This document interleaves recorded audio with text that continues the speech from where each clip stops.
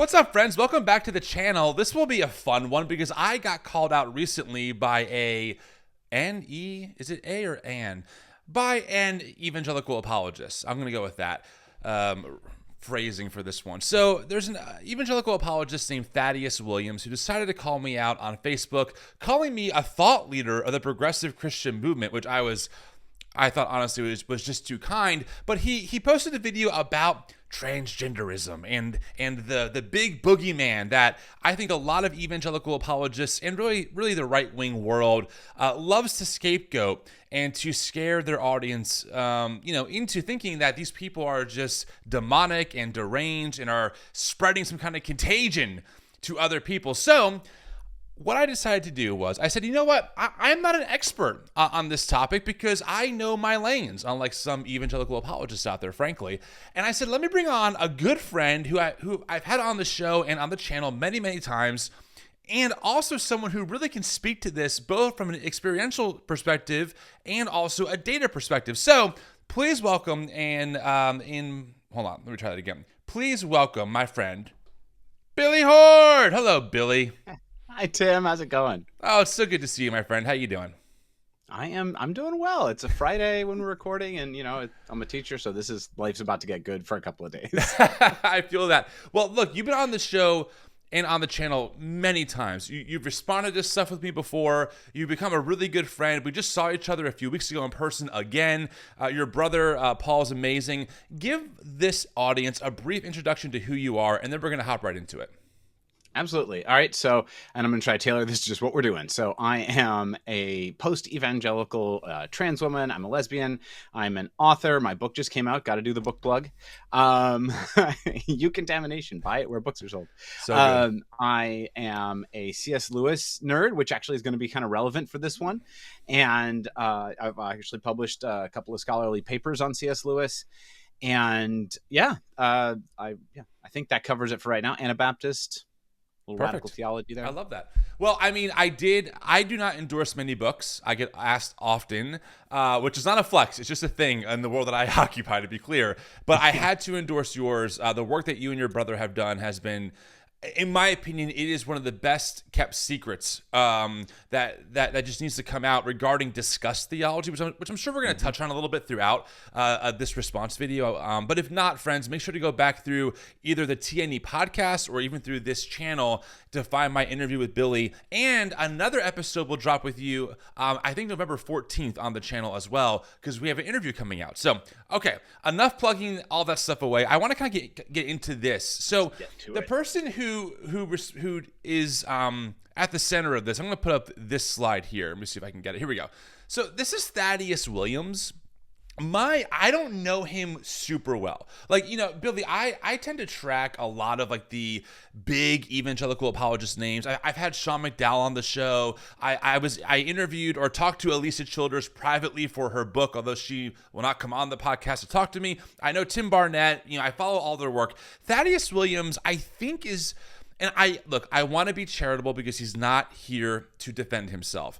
My read, based on his channel, is that he is someone who is trying to break into that online space. Okay, and look, that's fair.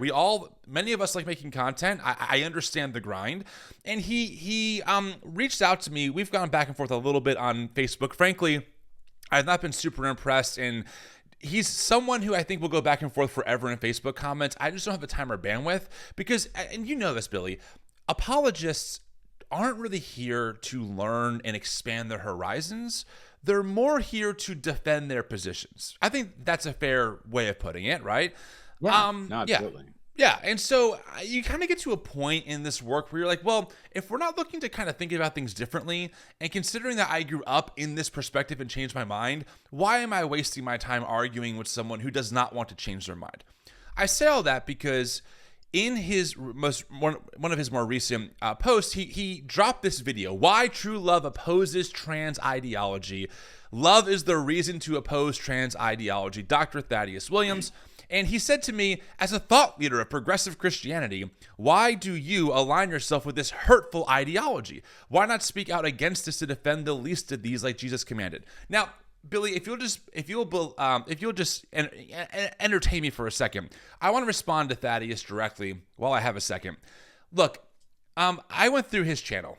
Okay, it is right here, and I was looking at some of the titles that he has. Is Biola woke? Now, Biola is like one of the most conservative evangelical apologetics mills out there. Religious dogma killed Charlie. Religious. The three worst named Charlie Kirk called someone. I'm looking at this guy's channel. I'm like, look, I just know where we're going. Like, I know where we're going with this conversation.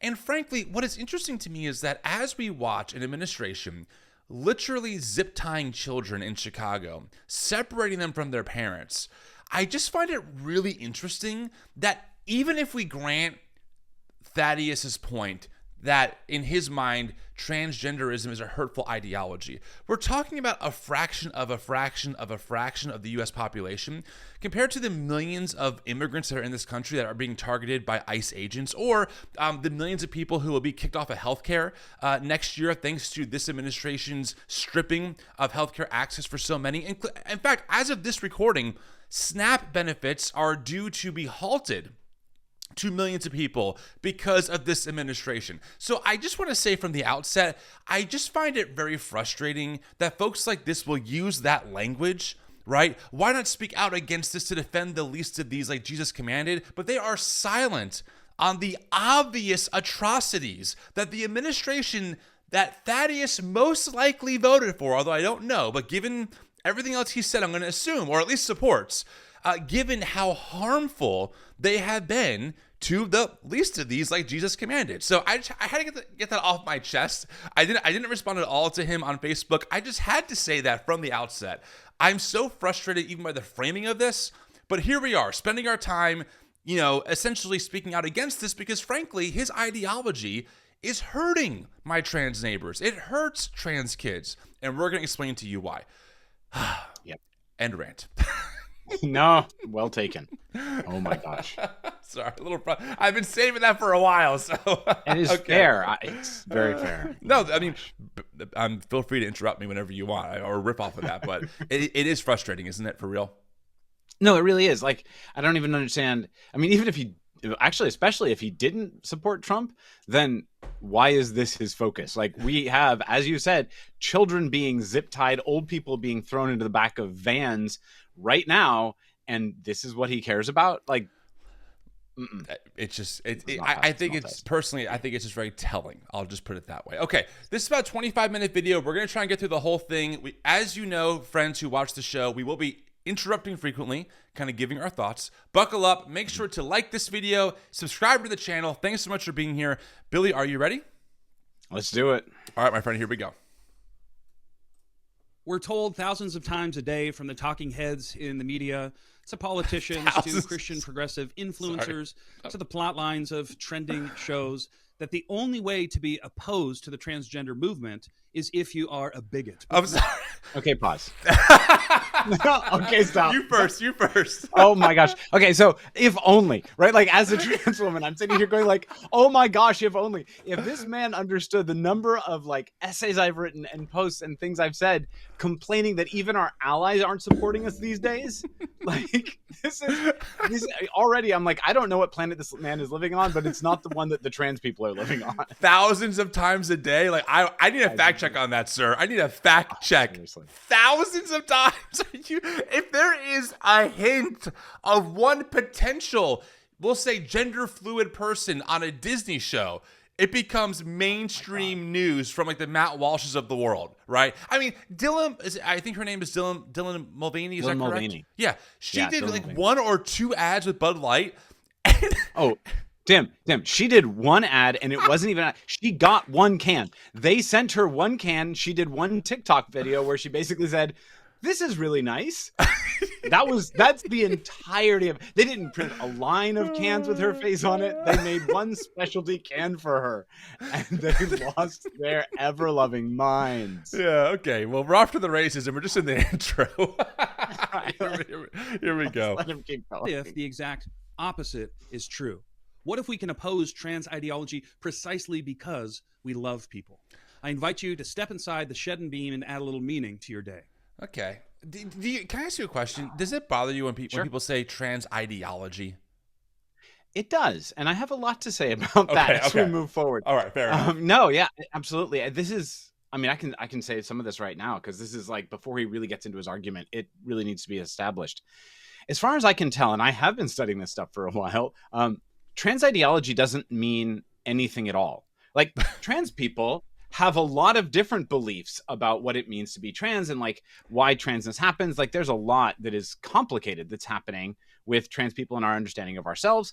And obviously we live in a world with a lot of different philosophies and psychologies out there, and different people sort of subscribe to different ones. So it's not clear what he means by trans ideology. And he seems like he's going to change what he means throughout the course of the video. Like sometimes he's going to be talking about one thing, sometimes about another thing. I don't think trans ideology means much of anything to to anti-trans people, aside from when people talk about gender in ways that make me uncomfortable. As far as I can tell, that is the operating definition of trans ideology. It kind of reminds me of like the term woke. Like, what does it actually mean now? Well, it's a catch-all for anything I don't like or that I deem is liberal. Yeah. Same kind of like energy. Okay, fair. Absolutely. Well, we're 1 minute in and we're 10 minutes into the video, so we're off to a riveting start. Let's do it. To one of my heroes, Martin Luther, and he says this: "If I profess with the loudest voice..." Oh, you know what? I got to back up. I missed a little bit. I'm so sorry. This is actually important for me. I wanted to highlight this. I just wanted to pass his intro.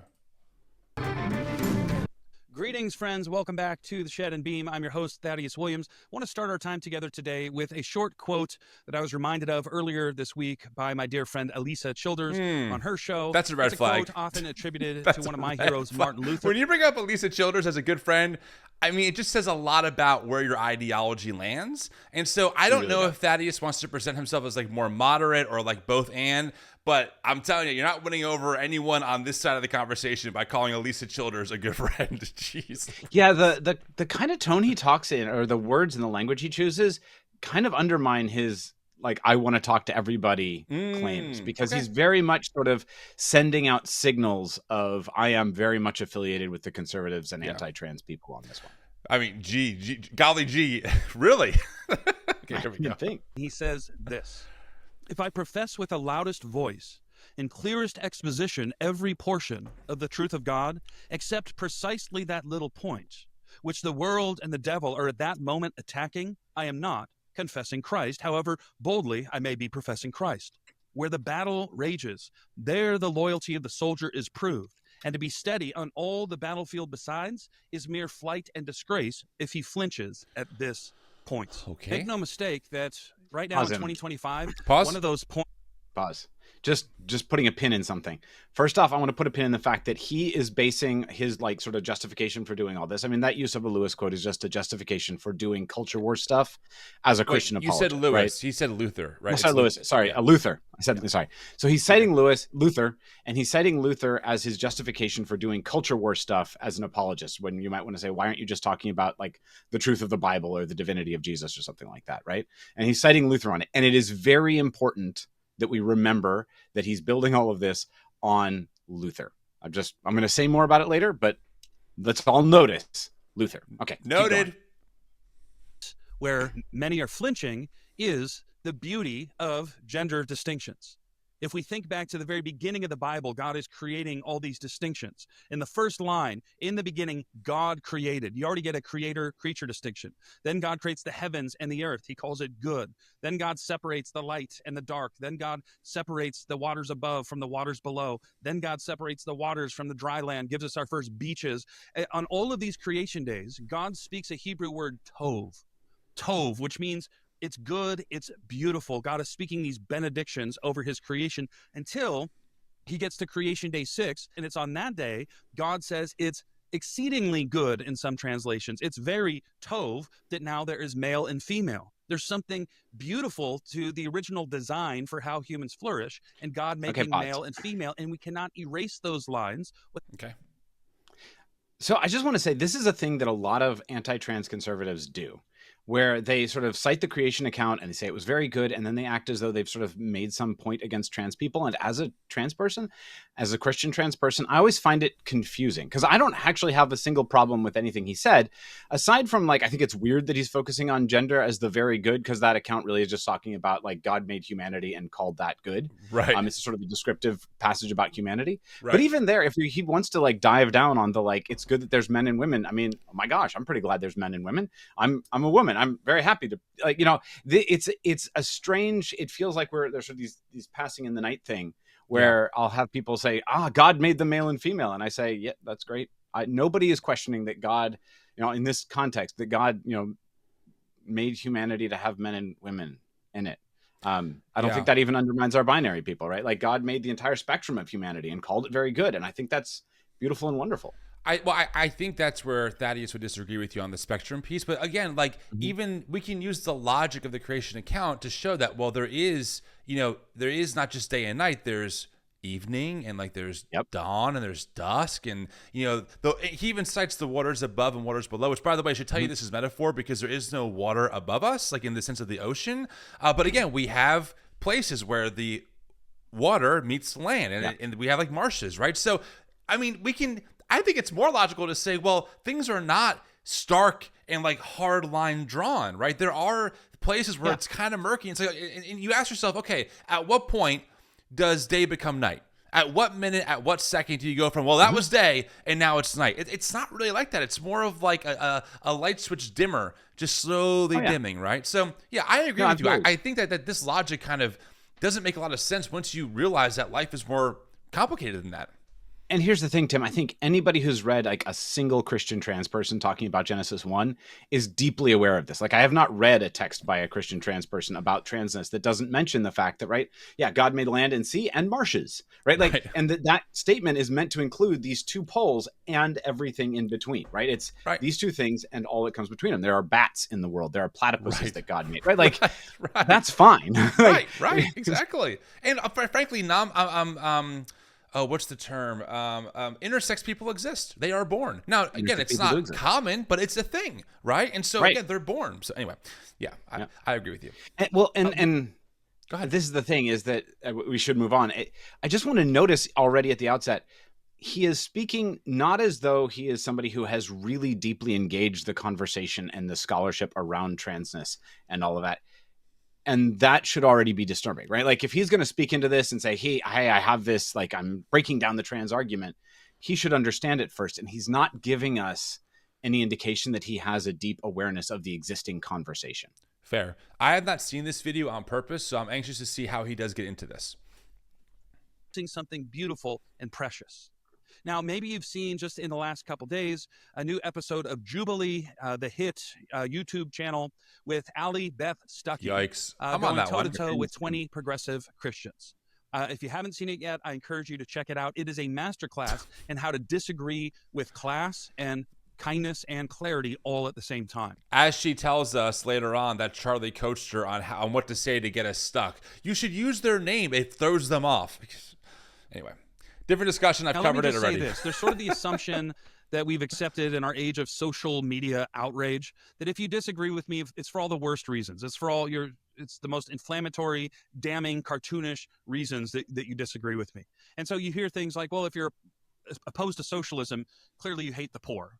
Or if you're opposed to critical race theory, clearly you're a white supremacist. Or in this case, if you're opposed to trans ideology, you must be transphobic or bigoted or a haterophobic. I just want to be clear that, and I don't know if Thaddeus has ever called this out, but the people that I would imagine he thinks are doing good work, like Michael Knowles or Matt Walsh, or at least tolerates, have been very outspoken around the need to eradicate transgenderism. Candace Owens called trans people demonic. So it's not like people are making this stuff up and just saying, like, oh, if you don't like trans people, you must be hateful. There's a place it comes from that this world, at a minimum, tolerates right? And on the other extreme, actually engages with and promotes. Now, again, I don't know if Thaddeus has ever engaged with that or if he's ever condemned it. Maybe he has, props to him. But to be clear, Alicia Childers, as far as I know, has never called out Michael Knowles or Matt Walsh for how they talk about trans people. So I think it's a tad bit disingenuous to be like, oh, once I say I'm against trans ideology, I'm labeled a bigot. Well, for good reason. Look at the people in your camp and what they're saying. Well, and again, he's not coming across like somebody who's actually engaged with actual trans people and listened to us, right? Like, if you are reducing me to an ideology, a force in society, that's pretty dehumanizing already, right? He is not coming across as somebody who is working to humanize transgender people. Yeah. And I want us to be able to have meaningful conversations to move past the name calling. So I'm going to build a case for just one of the reasons somebody might be opposed to trans ideology that has nothing to do with phobia or hate or anything like that. So please, pause it, put a pin in it. All right. It would be lovely if he would do that. If he can set out something that has nothing to do with phobia or hate, but I'm going to be watching for it. And, fair warning, Thad, I'm a discussed scholar. So let's watch this. Yes, ma'am. One of the encouraging things I saw in the Allie Beth Stuckey Jubilee episode with 20 progressive Christians was it modeled something very countercultural. Here's how we can disagree and still treat each other with kindness, with charity. I think we need a whole lot more of that. And so this video is intended to push that ball further down the field. So to have a conversation. This isn't friends. I'm sorry, I'm pausing. I just need to say it. The person in administration that you vote for, though, is so hateful. That's why I find this so disingenuous. We have to have kinder conversations as the guy we voted for throws kids in cages, right? As the right-wing talk radio world, celebrates Charlie Kirk's funeral, where Stephen Miller echoed Nazi sentiments. That's why I find it so disingenuous when they say this, because, again, I agree. But look at what your side, who has all the political power right now. You have the House, the Senate, the courts, the executive branch. Look at what they're doing. Ugh. Yep. No, this is one of the ways that power tried to keep itself in power, right? It's pretty cruel, I would argue, to tone police people who are arguing for human rights, right? Like, it is a very cruel sort of restriction to put people under, to say, while you are arguing that children should not be zip tied, to use the example from earlier, that old people should not be put into U-Haul vans at 3 a.m. after having people use Black Hawk helicopters to attack their apartment building, that you need to do that without getting angry about it. Right. The problem here is not the really justified outrage that people have at what is being done to innocent people. The problem, as they frame it, is that people are expressing anger, and can't we just tone it down? Can't we keep it nice? Right. Well, if I keep it nice, that actually kind of undermines my claims about how serious this is. Yes, and it keeps the status quo, right? We can disagree. We can agree to disagree. Well, look how things are structured right now. Who benefits from that? Not our trans neighbor, right? Not our immigrant neighbor.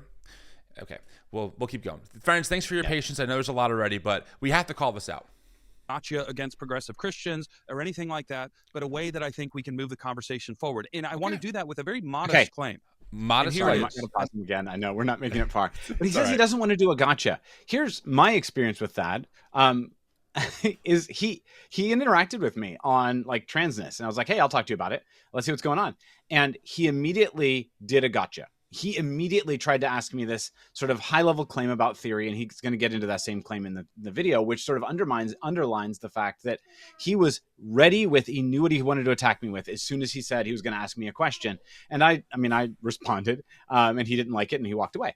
But this is the thing. He is absolutely doing a gotcha. I don't know. I want to take him seriously. I want to hear him in good faith, but what he's doing is a gotcha. My child walked into the room while I'm recording. Hang on one second. Hey, buddy, you have to go with mommy because I'm recording. I know, but I'm recording a video right now. Uh-oh. Mommy's coming.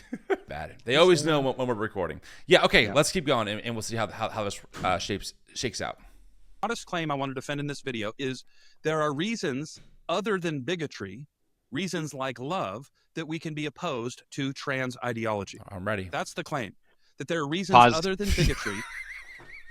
We can move forward really quickly. That's not the claim. He's not going to make that argument. I mean, he'll come back to it again at the end. It's not the argument he actually makes, and let's just all be watching that as it goes. Like, keep going. Sounds good. Namely, love, that we can stand opposed to trans ideology. So to defend that claim, I just want to walk you through sort of the origins of trans ideology so you can understand where I'm coming from and why, for me, it's not so simple, it's not so black as white, is either you're affirming and therefore loving, or you're rejecting this and therefore some kind of fundamentalist on the wrong side of history. I've done a deep dive into the history of trans ideology. He still hasn't defined trans ideology. I just want to call this out. If he's a good apologist, defining the major term of the thing that you're attacking and saying that you can, undermine in love would be the number one step. And he does not do it here, and he never will do it. Let's keep going. And I want to share my findings with you. I want to introduce you to 7 men who are really the trailblazers. They're the pioneers. They're the architects of the gender ideology that we sort of take for granted today. What's being pushed in university classrooms, Derrida. What's often being pushed in elementary school curriculum. Why is Jacques Derrida on there? This is the exact right question. In fact, most of those men, it is completely there's a very good reason why they're on there. Well, no, there is a very real reason why they're on there. It's not a very good reason. Okay. But let's take a look at this. This is it. Right. It's crazy. All right. It's the subplot in so many trending shows on Netflix and whatnot. Where did all this stuff come from? I want you to meet these men, these 7 men. I call them the Scandalous 7. So please hear me out. That is a big graph. I'm looking at it on my bigger screen. It's hard to see it on my laptop. Okay. I guess we'll just keep going. People can pause and read for themselves what his claims are about these 7 men. Yeah, keep going. I'll say what I have to say in a second. Okay. So first comes Alfred Kinsey. Alfred Kinsey was born in 1894, died on Alfred? Well, let's let him finish on Alfred, okay. And then I'll sort of have a whole lot to say, and then it'll kind of, maybe we'll be able to make him shorter after that. Cool. 1856, he essentially wrote the Bible of the sexual revolution. This was the go-to sacred text. It was 2 volumes. Volume 1, Sexual Behavior in the Human Male, followed in 1953 by the sequel, Sexual Behavior in the Human Female. Now, what did he argue in these books? He argued that sexuality is fluid, that gender is non-binary. It's not just male-female. He invented something called the Kinsey scale of. Okay. So no, Kinsey didn't argue for non-binary gender identities. Kinsey is important from the sort of history of sexology in America, particularly. But actually, almost the entirety of what Kinsey wrote about in those 2 books was just about sexuality. It was not about gender. So when I'm watching through this, my first question is, what is Kinsey doing on this? What's he doing here? Because Kinsey didn't write really about gender. In fact, Kinsey was pretty anti-trans. He did write about gender some after he wrote those 2 books, and he was anti-trans. He would have been what we would call he'd get along pretty well with J.K. Rowling at this point. He did not think that trans people should be allowed to medically transition.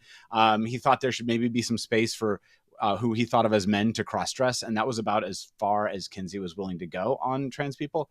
So the claims Thad is making about Kinsey don't square with reality here, and in fact it feels a lot like he's just shoehorning Kinsey in because he has some negative things he can say about Kinsey. But let's let him keep going here. Yeah, including the scale, the Kinsey scale of gender fluidity. So yep. I'm anxious to see how he talks about this in your response. Gender fluidity, and he based his research on interviews. This is all well documented. This is public knowledge. He interviewed over 1,000 sex offenders and pedophiles as the primary source of his data. So the Kinsey scale is not about gender fluidity. The Kinsey scale, the famous Kinsey scale, is about sexual attraction. And it's about like how attracted are you to members of your own sex versus members of another sex. So already there's I'm not sure exactly what that is talking about here on that front. But the other thing is that remember that when Kinsey is doing this study, it was illegal to be gay and to have gay sex. And in fact, the penalty was that you would get classified as potentially having committed a sex crime. So can really quick, I have to pause. I typed in the Kinsey scale of gender fluidity and nothing came up. It's just called the Kinsey scale. And it looks like it's also called the heterosexual homosexual rating scale. So I don't know. And I mean this in all sincerity. I just, Billy, I want to be factual, right? This is why I talk to you, many others, and we're willing to call things out when we're wrong on something, right? So I wanted to fact check you in the moment. And there's nothing that comes up as far as the Kinsey scale of gender fluidity. That doesn't exist. Right. Because I Kinsey just Googled didn't it in study 2 gender seconds. fluidity. Okay. He studied sexual fluidity and sexual attraction. Okay. Want to make sure I'm not missing something here. Like, is there a different scale? Okay. So the scale that he says is called the Kinsey scale of gender fluidity does not exist. But the Kinsey scale, as far as sexual behavior, does exist. Is that correct? Yeah, absolutely. Okay. And is it true that he interviewed pedophiles and stuff to figure that out? He interviewed anybody he could. And most people, again, as kind of the point I was making, is that a lot of the people he interviewed were classified as sex offenders because they were gay and had had gay sex and like got caught doing it. Right. Like, so it was illegal to have gay sex. You could get classified as sort of a, their version of a sex offender for doing that. And right. So this is a kind of, it's not a really good faith claim to make about people, to make at the time that it was being made. And to be clear, we're not here to defend Kinsey by any stretch. We're just trying to, in the context of this video, trying to unpack how he's using him and for what purpose. This is true, and it's actually an important point. It's going to come forward for all these people, and it kind of previews why he chose them. I think none of these people are men worth defending. I'm not really particularly interested in defending them or their character or what they did. He's going to point out negative things they did, and I'm not going to defend those. Agreed. Yeah, right. That was bad. Yeah, for sure. Okay, here we go. He hated monogamous heterosexuality. He saw that is inherently oppressive. So these ideas that we hear now on college campuses at protests that, we need to resist the white cis heteropatriarchal oppression. A lot of this stuff goes back to Alfred Kinsey. Well, what do we know about Kinsey as an individual? I'm just surprised. Now, I mean this sincerely. I'm surprised for someone who has a doctorate. His name is Dr. Thaddeus Williams. There's no citations. Like, there's no quote or like any quote that proves the claim that this guy hated monogamous marriage. And therefore, when you hear all these terms, it's coming back to Kinsey. I think that's like a real stretch in my opinion. Yep. Okay. This is just typical of that. I don't know what to say. Like, I also was disappointed. Like, I'm sitting looking at like, how am I going to react to this video? And the sourcing is terrible on it. It's okay. And how he lived his life. Is he the kind of person you would want to look to as an authority on human sexuality? Well, again, here are the facts that are all out there for public consumption. He sexually abused minors in his research. Oof. And this brings me no pleasure to say. The video might even get taken down for this, so I'll be careful how I say it. But there's a section in the Bible of the Sexual Revolution, the Kinsey Report, called Multiple Orgasms in Prepubescent Males. Multiple orgasms in prepubescent males. How do you think he gathered that research? By molesting prepubescent males. He falsified Okay. Again, I have no desire to defend Kinsey. If this is true, this is terrible. Yeah. Sounds horrific to me. There you go. Again, Kinsey is a sexologist, not a gender theorist in any way. So this is not like we're kind of out of my area of expertise beyond saying like this is not actually a guy that we study in gender spaces, gender theory. But here's the thing. I do know that Kinsey's research was mostly done just through interviews. And so the way he could have gotten that information would have just been through asking people about their past history, their sexual history. He had these very long sexual histories that he had people fill out. That does not mean he did this very creepy thing. He may have, but he may not have. And I find it weird that Lad's like, how do you think he got it? Probably this. Maybe, I don't know. But there are a lot of much more innocent ways for a sexologist to have collected that data. Right. I hear what you're saying. Is it possible and true? Absolutely. If it is it inexcusable, indefensible? Absolutely. But do we know that's how he did it? Not really. And also, look, I hate to do the whataboutism game. These are some of the same people who defend a man who brags about grabbing women by the you-know-what. I mean, I just find it like, wait, so I'm supposed to be appalled at that, which I am, by the way. But Trump, well, we need a commander-in-chief, not a pastor-in-chief. I just find that kind of logic frustrating, but that's outside the purview of this video. But so far, nothing about this person is related to transgenderism or like gender fluidity, right? This is a sexologist, and that's a different thing. Yep. Got it. He advocated for bestiality, incest, pedophilia, and sadomasochism. Again, this isn't a hot take. Okay. This is public information. I will leave all the receipts in the description to this video. Oh, he did. There's okay, good. One of the first architects of the gender ideology trendy today. Okay. Let's meet number 2. Again, for sake of this video, friends, we're not going to fact check every single claim. If it's in the video, it's fine. You can look it up yourself. But our point in this video is hearing his arguments for why the trans ideology movement is, should be opposed. And so far, Kinsley's not that person. Let's pause because I think he's about to move on from Kinsey, and I want to make this point about what he's doing here, right? The pedophilia thing is actually his whole point here. Just a preview for the audience. His goal here is to tie each of his 7 people to really heinous sex acts or supporting of really heinous sex acts and the things that are genuinely abusive and terrible.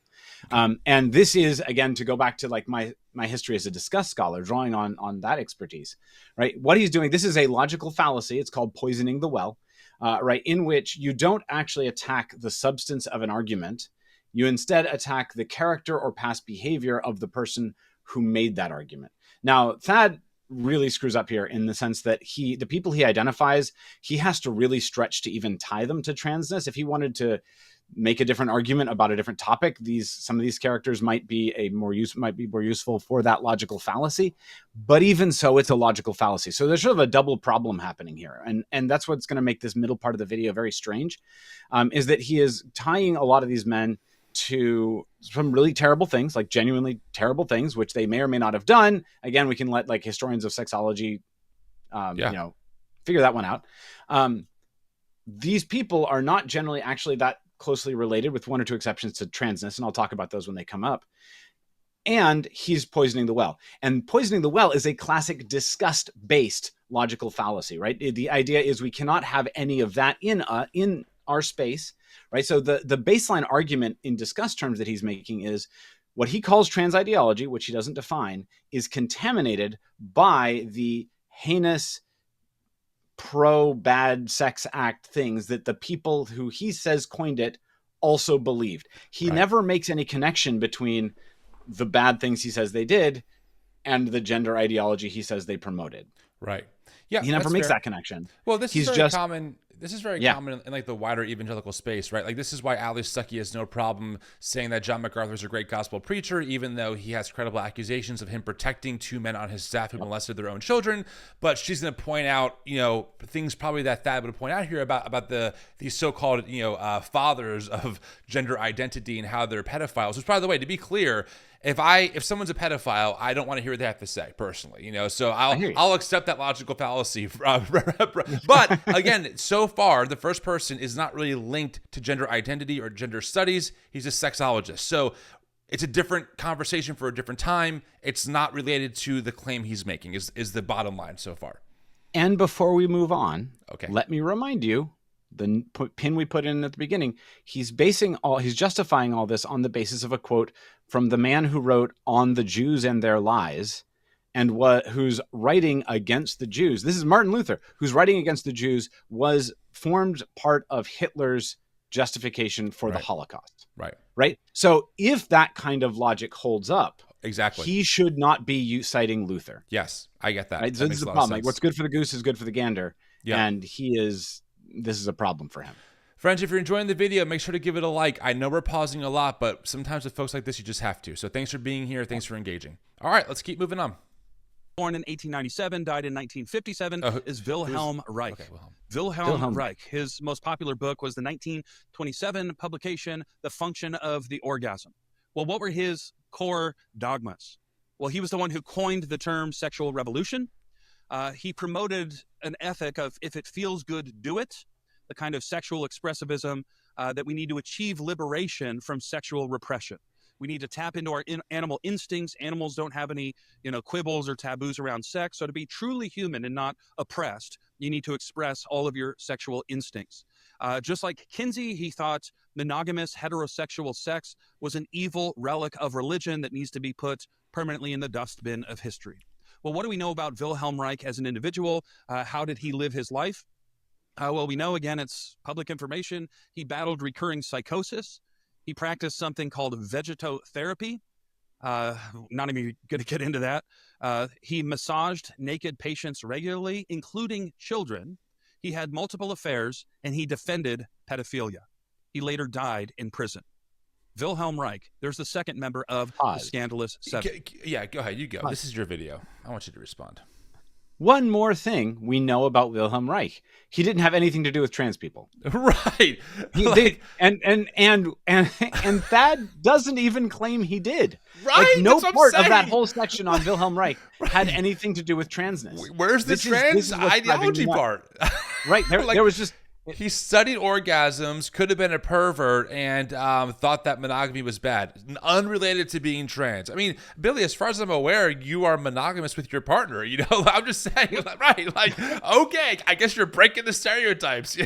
And again, like, this is the thing, is that he's just sort of going all over the place and packing into his concept of what he calls trans ideology or gender ideology, anything that is convenient at the time for Thaddeus. Like, and again, I could spend hours just reading off a list of names of pastors and people who are pedophiles, right? And he would never think, well, I guess we have to throw out the whole Bible or Christianity or evangelicalism, because he can understand the nuance. And I would agree. Yeah. Like, I don't think that we should throw out Christianity because people do bad things in the name of Christianity. It's just really weird to see him try and do that here, where it's like, well, trans ideology, again, whatever that is inherently bad because these people I'm citing from history are bad people. It's like, okay, that's not addressing the argument, though, of why being trans is unhealthy or bad or is an ideology.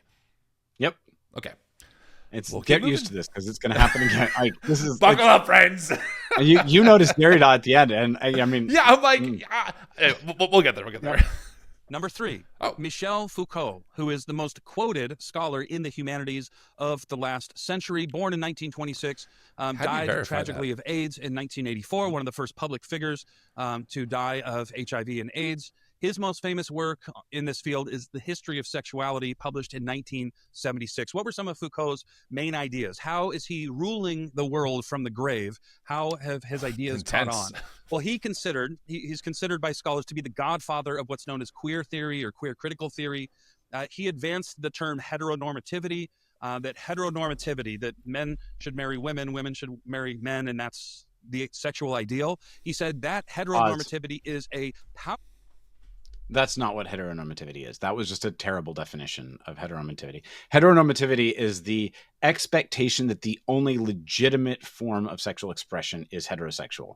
That's heteronormativity, right? And so it's used to talk about the way that expectation, that assumption, forces queer people into the position of other weird outsider freaks, right? That's what that term is. It is not just simply the idea that, like, men and women should get married, and that's good, or even that that's the ideal. It's actually a term used to reference this oppressive way that society recategorizes homosexual people as weird, freakish others. Kind of like what Thad's trying to do in this video. Kind of like it. Okay. Let's keep listening and see if he actually says the word trans while he's talking about Foucault. Good call. Structure, and we must deconstruct it in the name of liberation. And how do you liberate people from the evils of heteronormativity? Through the pursuit of subversive sexual identities and pleasure. So sorry, that B-roll, a dude in a mask, like, bro, there's a spectrum here, and that's maybe on the extreme of one, but there are a lot of people who are queer or who are not heteronormative who would probably be like, that's not related for me. Right. Jeez, like the most. But again, Thad is trying to find the most uncomfortable things about each of these people and highlight them as hard as he can. Right, with this visual. Oh yeah. Foucault, outside of historic male-female sex in a marriage covenant, that's a revolutionary act. That is an act of liberation to tear down the heteronormative power structures.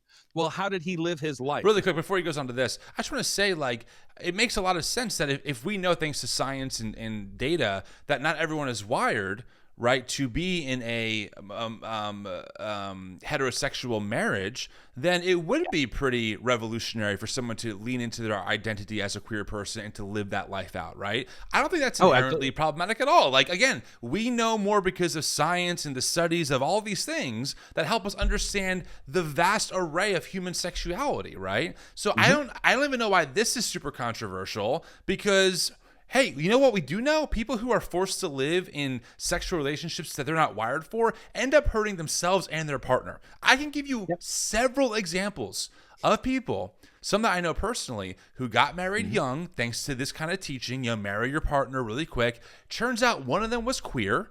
They hid it internally for a long time, lived in a sexless marriage. Their partner thought that they either weren't manly enough or weren't beautiful enough. Meanwhile, the person on the other end feels so guilty and it destroys people. It's horrible. So anyway, I just had to say that. Like, I don't think it's that wild to say, hey, if you're wired how you're wired, please, by all means. This is the thing, is that Dr. Williams here is sort of presenting this idea that like queer people should not be ashamed to be queer as this deeply undermining, subversive, evil claim, right? And it's, I mean, it genuinely is just, you know, the claim, it is liberative for queer people to be proud and open about being queer.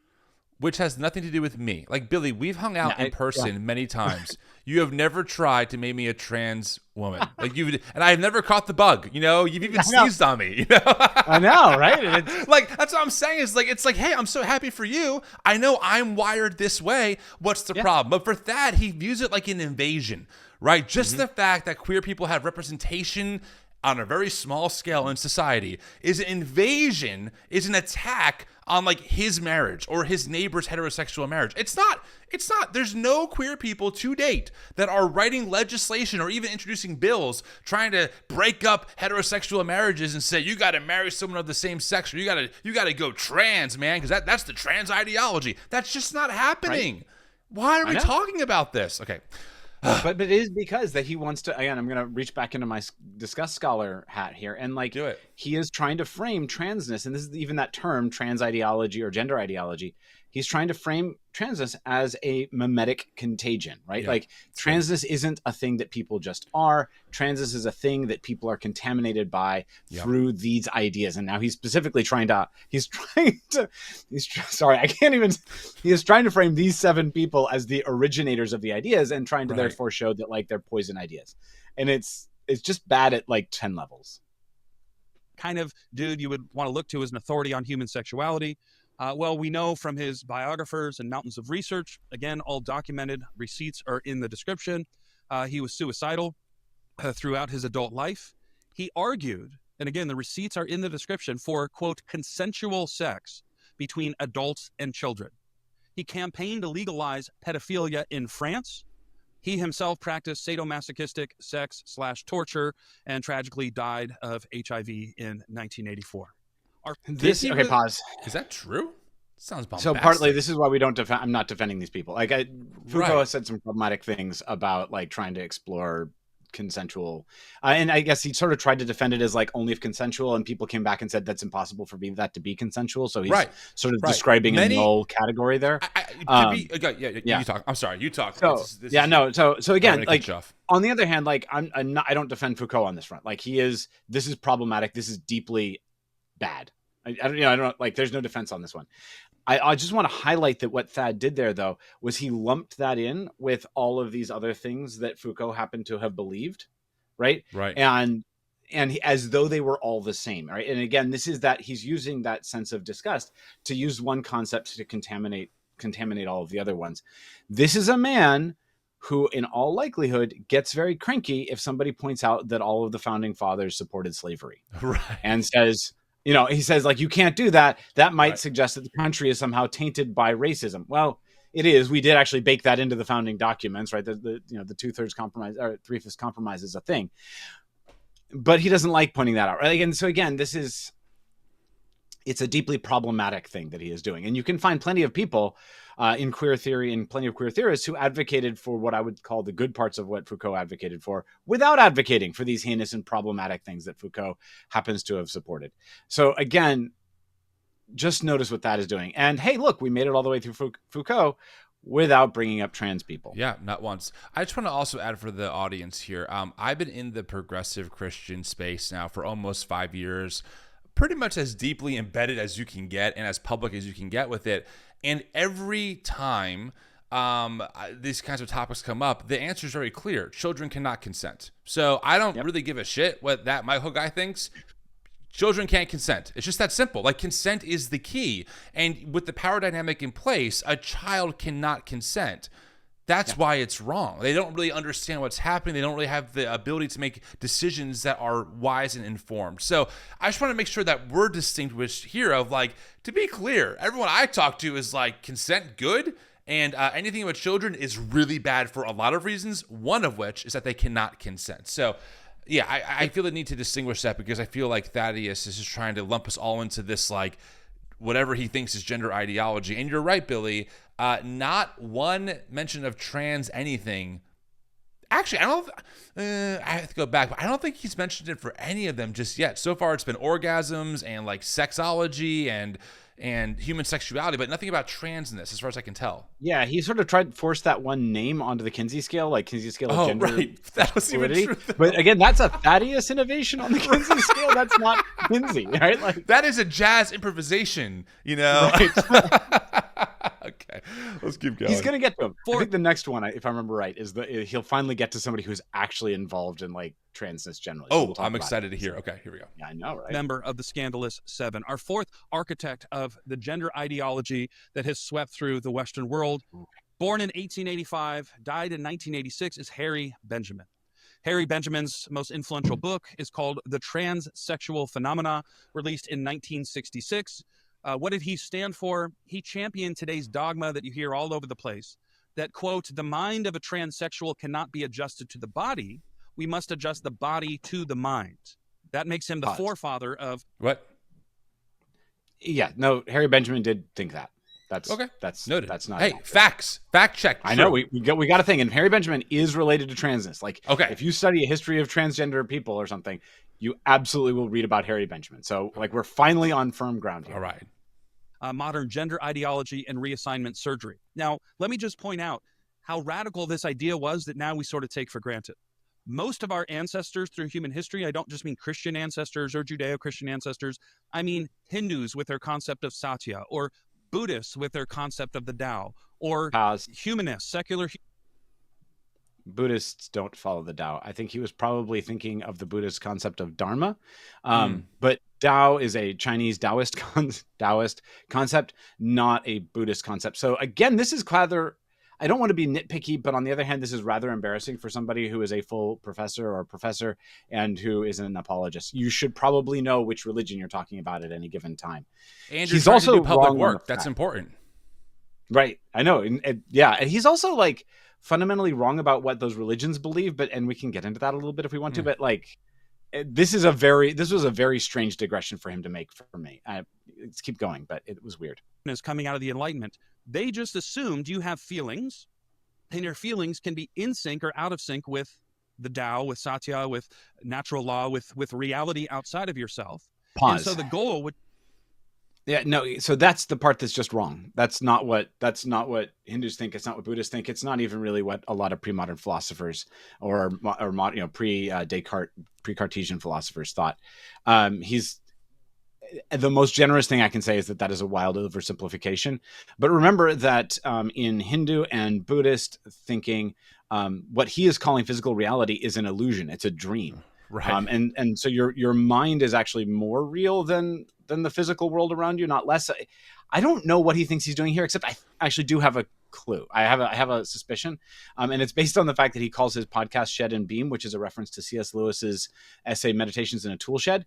I think he has read C.S. Lewis's book The Abolition of Man, and C.S. Lewis makes an argument about natural law. He doesn't define it. He just says that there's this sort of set of things we all think that all humans think and accept and believe to be true around ethics. And that has been called different things. And Lewis mentions like the Tao and the rest of these terms, including natural law. And I think that just doesn't understand Lewis and is sort of making assumptions here that are just factually incorrect. He needs to go read some actual Buddhists and Hindus. Okay, we'll leave that there. How do I align my subjective states with objective reality? Well, Harry Benjamin, writing sort of the philosophical coattails of men like Fred Nietzsche and Jean-Paul Sartre, who we'll meet in a minute, he reversed that. He inverted that. And that's sort of become the new normal. That if my feelings are out of sync with objective reality, what needs to change is objective reality. I need top surgery. I need bottoms. Wow. Okay. I'm going to talk about this a little bit because this is where like, hey, I'm a trans person. I want to talk about this. Go ahead. Okay. So Thad is completely not understanding what trans people are talking about in the statement of like gender identity is a deeply held understanding of the self as a gendered person. as a gendered being, right? He is equating that with just a simple feeling, and he's sort of saying that's like having an emotion of like, I am temporarily happy or sad or whatever, right? Right. And by equating those two, he's making this like really false equivalency, where people are saying like the way that I understand myself should or the way that I feel like as in emotions in the moment should like rule the way that my body ends up looking. It's just not the argument we're making, and he's not getting into it. This is a straw man. And again, his use of a straw man here really undermines his claim that he wants to like reach across the aisle, that he wants to like really engage people in good faith and so forth. That's it. That's okay. The thing I didn't want to keep on going, so I want to make sure I didn't cut you off because no, that makes a ton of sense. And I think that's a really important point, right? Because they do boil it down to just a feeling. Hey, we have feelings all the time. Sometimes I get mad and want to punch a wall, but I don't do that, right? That kind of they just oversimplify it. And I think, to your point, it does a lot of harm. So, great. Let me push it. Actually, I'm sorry. I know we just brought him back up, but let me push this one because here's the thing, right? Like one would ask about a state of being like depression, right? And I'm not saying depression is the same thing as being trans, by the way. But when a person is depressed and they say like, I am depressed, if you looked at them and said, well, you don't look unhappy. Right. Your body is not depressed. That would be a very strange thing to say to the person, right? What they are telling you is a set of experiences they're having that only they happen to be able to know about. So we would say that those are subjective experiences because they are the only person with access to that experience in a way that is analogous to the fact that when a trans person says like, womanness as a trans woman is what resonates with me. Like that fits, that makes sense of my experience of the world. That's who I am, right? And if you say, no, your body doesn't look that way, what I would have, pre-transition, right? I would have said, of course it doesn't. That's the problem. Like I'm aware that my body doesn't look like what I am telling you. My internal sense of self is telling me. You don't have access to my internal sense of self. And what Thad does here is he calls that internal sense of self subjective, which is he's using if he uses a technical version of subjective, then that's true because I'm the only one who has access to my experience of myself, right? I am the subject. It is a subjective experience of it. Right. And then he calls like the shape and look of my body objective, which again, fair in a technical sense because other people can see my body. But by doing that, he makes it sound as though he's saying by subjective, it's just a feeling. There's no real reality to it. Right. And that's absurd. Right? Like, again, a depressed person is really depressed. We take them at their word. And when going all the way back to where he started here with Harry Benjamin was coming at this very much from a scientific-y, like medical sort of lens. In fact, we'll get to it in a second, but he overly medicalizes trans people. And so Harry Benjamin is actually very much interested only in what makes trans people stop being miserable. And that when Harry Benjamin says like you can't change the mind, so you better change the body, what he's actually referencing is the fact, and he's not wrong about this, that when it comes to treating what we now call gender dysphoria, you can't get rid of transgender people's those who have dysphoria. You can't get rid of their sense of being unhappy there's no therapy there's no talk therapy that changes that fixes it. But you can take away that misery if you allow them to medically transition. And that's what Harry Benjamin is saying. And that's all that Harry Benjamin was saying with that quote. And so again, that is sort of technically the things he's saying are accurate, but they're not capital T true, if that makes sense. That makes a lot of sense. Thanks for explaining that. It's really good. I need testosterone or hormone blockers or puberty blockers or something like that. The infallible truth is my subjective feelings. The objective world needs to bend around my will. That's Harry Benjamin. Well, what do we know about him personally? Harry Benjamin experimented on children's bodies. He was undeterred when his research assistant revealed, quote, there's too much unhappiness among people who have had the surgery. Too many end in suicide. Okay, pause, because here I'm going to take issue with that as a researcher and as a scholar. So first off, this quote, he does not actually name the person in that quote. I had to go back and look him up. You can get to it through the sources that Thad has in his video. This is a man named Charles Ihlenfeld. Charles Ihlenfeld made that statement, so far as we can find it, was something that he made after working with Harry Benjamin for a while as sort of the endocrinologist, like the medical side of the part who was providing the medicine, and actually being so taken with the research that he decided he wanted to go and actually study psychology. And he went on to be a famous psychologist. And here's the part that Thaddeus doesn't tell us. To his death, Charles Ihlenfeld supported trans rights and the right of transgender people to transition. He gave an interview to NPR, actually relatively recently. He's a long-lived man, in which he again reiterates the legitimacy of trans rights and trans identities, but Thad leaves that out. So again, this doesn't feel to me like honest scholarship. Right. Like this is pulling a useful pull quote rather than looking into what does that person actually believe? What were they trying to communicate in the moment? What are they seeing? So I just want to say all that. The other thing I'm going to say, because he's about to talk about why Harry Benjamin was a bad person. And that is that, yes, Harry Benjamin was a bad person. Transgender people believe that Harry Benjamin was a bad person. Harry Benjamin's theory of transness was so thoroughly rejected that the largest trans health organization in the World Professional Association of Transgender Health, renamed itself from the Harry Benjamin Institute or something to WPATH because Harry Benjamin's ideas and theories were so thoroughly rejected as transmedicalist and as problematic that they were like, we don't want to associate with this man anymore. And we don't believe what he taught anymore. So on the one hand, yes, he's an important character in the history of transgender science and theory. On the other hand, he is not in any way representative of what trans people today or trans theorists or doctors or anybody that might be associated with what Thad here is sort of associating with trans ideology. He's not on the basis of what anybody believes about transness now.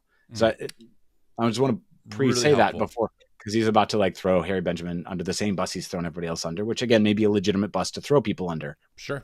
But I just want to.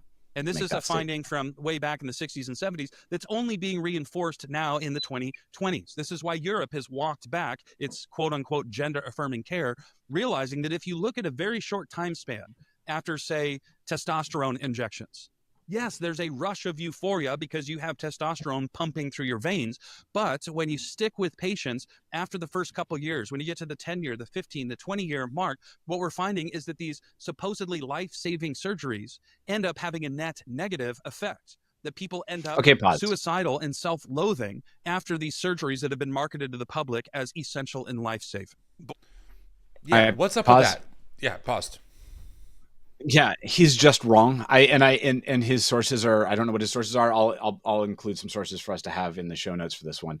All of the scientific and established literature says that affirming the gender identities of trans kids leads to better mental health outcomes. That providing medical transition to transgender people leads to better mental health outcomes than if they had not been provided that. There are studies that people like Thad will often cite that say hey, trans people still suffer with more mental health issues than cis people, even after they've been provided with transition care. And that is true because of what is called minority stress, because it is shitty, but it is shitty and hard to live in a world that is as transphobic as it is in this day and age. And that is going to take a toll on your mental health. I can tell you that it has been hard for my mental health to have been doxxed, to have had death threats made to me because I am transgender and a teacher, right? Those experiences absolutely suck. And my therapist has been paid because those experiences are really hard and they require therapy and counseling.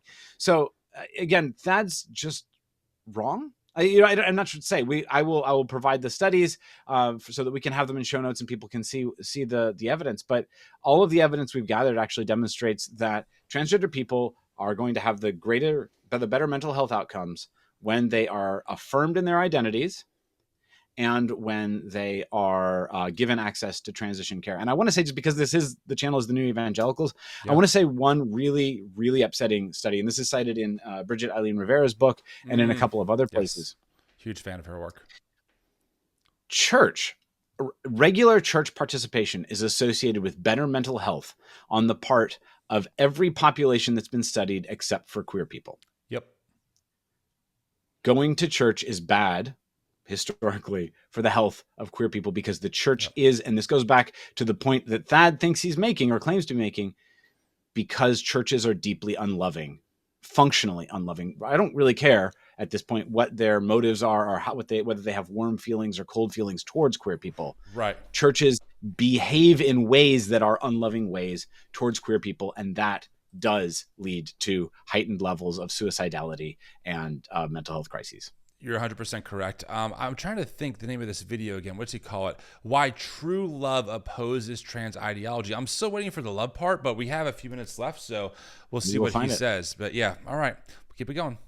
Born in 1921, died in 2006, is John Money. John Money, his most famous book, Gay, Straight, and In Between, released in 1988. He's the one who coined the term gender identity that is now part of our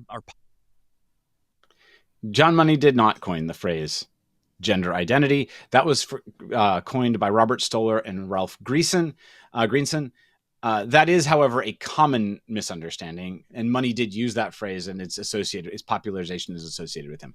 But again, if Thad is going to be doing this whole project, that's not something I would expect a regular person to know. It is somebody I would expect somebody who's presenting themselves as an expert in this area to know and to have gotten right. Yeah, I mean, you're here with, Dr. Thaddeus Williams, right? The doctor says something, says that you're a trustworthy, credible source, which means that we expect you to do credible scholarship before you present your findings to the masses, right? I am a commentator. I have some college under my belt, which is why I have experts like you and many others on, right? So yeah, there's a distinction there, and I think that's really important to recognize. So good point.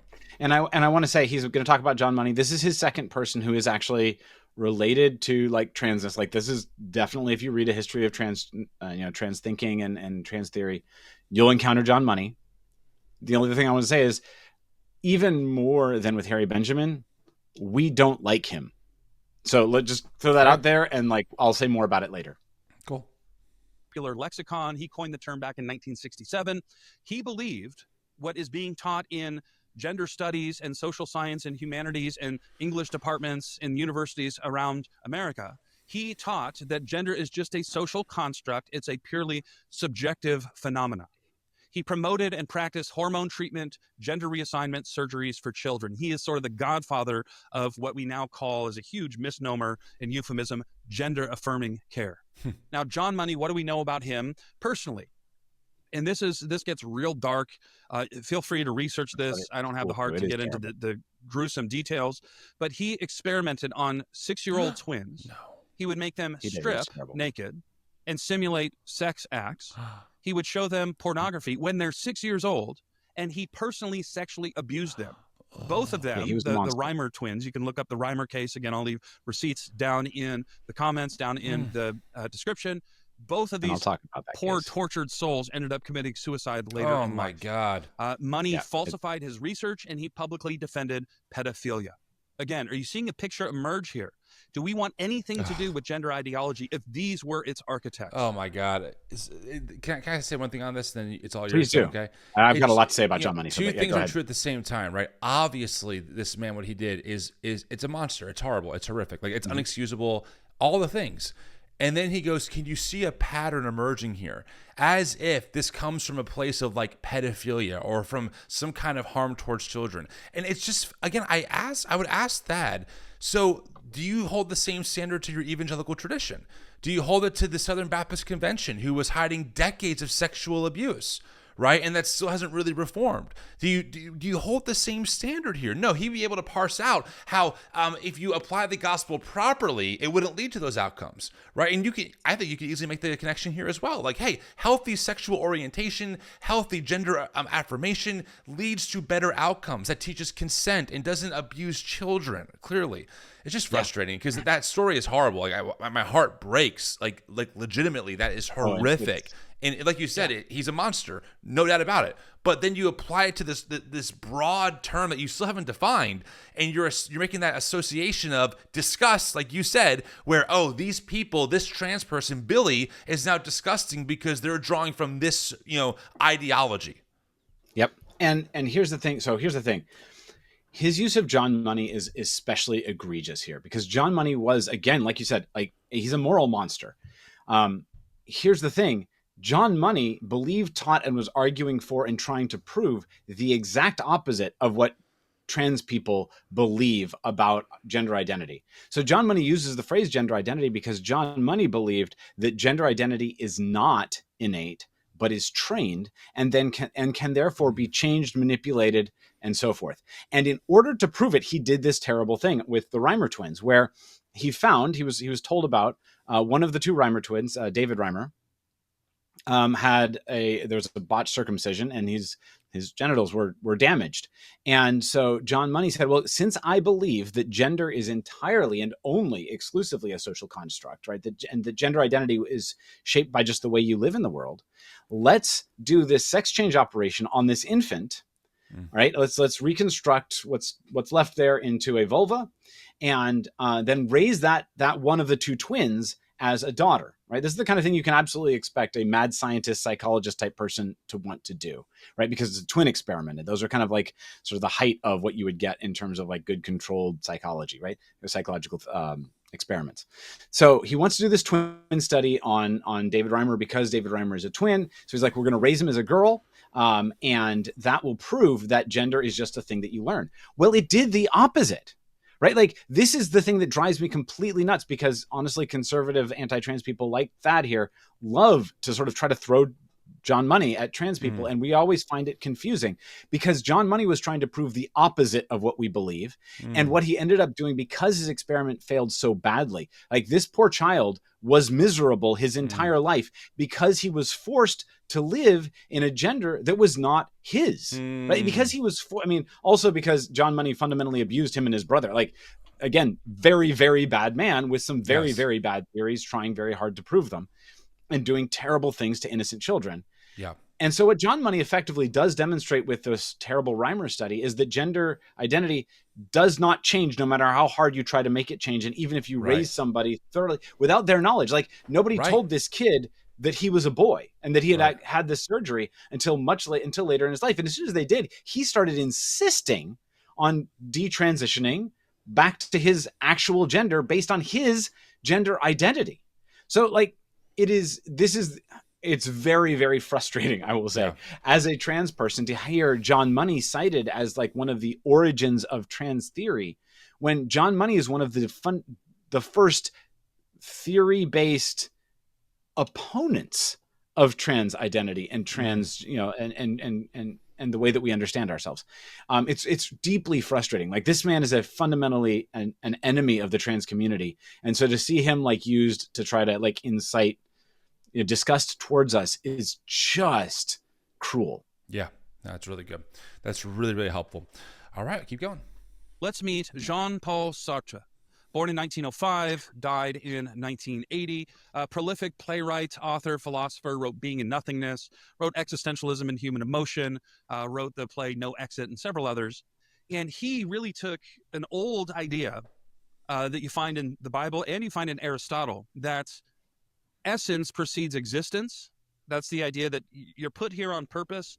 You're built with an essence, with a nature, and you achieve meaning or fulfillment by living in sync with your nature. Okay. Sartre flipped all that upside down. He flipped it on its head and said, no. Existence precedes essence, meaning you just are. You just exist. You're sort of barfed into existence by a mindless cosmos. And now it's up to you to, through an act of willpower, create your own essence, create your own meaning, create your own identity. So Sartre's existential. Okay. So that was probably, I would say, actually adequate beginning explanation of existentialism for a philosophy 101 class in college. That's for me. That's me right there. Right. Like, yeah, no. And again, I comprehend that. Right. Yeah. No, like it's an adequate explanation. It's helpful. It's clearly not fond of existentialism. I could probably come up with a friendlier explanation of sort of baseline existentialist theory, but it's probably fine. Existentialism is not transgender theory, right? Like, I have opinions about existentialism. There's things I like about it and things I don't. But existentialism is it's a school of philosophy. It is not the sum total. There's no like perfect one-to-one match with the way that trans people understand ourselves. And it's so, again, Sartre is one of these people where it's like, oh, that was nice. Well, it lasted, I guess, Thad. You did have two people that are like associated with transness in some way, although one is a kind of like problematic early starter and another one as an actual enemy, but hey, whatever. Right. But it was nice while it lasted, because now we're back not talking about people that actually have anything directly to do with transness at all. He's going to try to use his critique of existentialism now as an attack on what he's calling trans ideology. And this is where like him not having ever defined what he means by trans ideology is useful to him rhetorically, but doesn't do anything in terms of like any genuine pursuit of truth, because he hasn't established, because he can't, that existentialism has any kind of one-to-one relationship to transness. It's very strange here. I genuinely am not clear on what Sartre is doing in this, aside from he's about to point out a very bad thing that Sartre advocated for, and so it fits in with his like category of people who are very bad. Cool. Really is sort of the worldview premise of today's gender ideologies. What do we know about Sartre? He's just saying. He was a notorious womanizer. For him, Sounds he like Trump. describes sex as, quote, the sadistic conquest of another. What is grabbing women? Okay, pause that one. And this is just the philosophy nerd in me. The sadistic conquest of another is Thad taking a very high level, complicated philosophical concept and then just putting it at like bottom shelf to make it sound really bad. It sounds bad to me. I'm like, ugh, yeah. Right, of course. Sartre just believed that when he was a very depressed man, based on his philosophy. Right? But Sartre basically believed that when any person interacts with any other person, they are immediately thrust into a space of conflict over who gets to be genuinely themselves and who gets to define who they are, right? So the idea is that if I see you, I have an idea of who you are, and you have an idea of who I am, and we are immediately fighting over who's going to have the power to have the ruling imagination for who we are. And that's a theory. I know. And again, this is like, it's like very like weird high level existentialist That's philosophy. what's so hard is like so much of this is like there's a reason why there's like thousands of years of different philosophies and they're all arguing with each other, right? Because it's not about like objective truth in the sense of the earth is round, here's how we know it. It's like, okay, this is a theory, let's debate it against other theories, because honestly, I would disagree with that premise. Like you and I, when we hang out, I don't feel that way at all, you know, but the way Thad is talking about it, it's like these objective truth claims of like, this is what they believed and this is how the